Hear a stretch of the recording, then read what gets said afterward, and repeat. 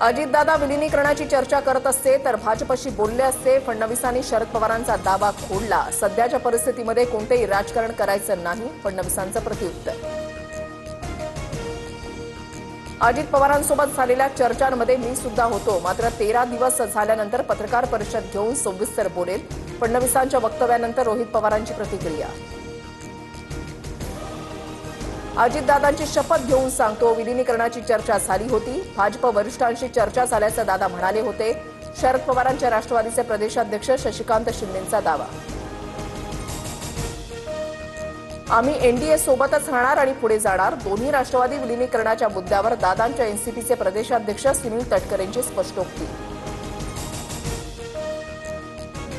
विलिनीकरण झालं तरी उत्तराधिकारी सुनेत्रा पवारच असतील.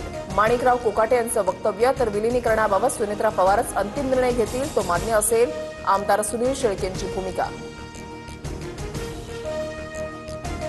प्रफुल्ल पटेलांची राष्ट्रवादीच्या राष्ट्रीय अध्यक्षपदी नियुक्ती करण्याबाबत वरिष्ठ पत्रकारांना चुकीची माहिती दिली. पियुष गोयल यांनी माफी मागितली.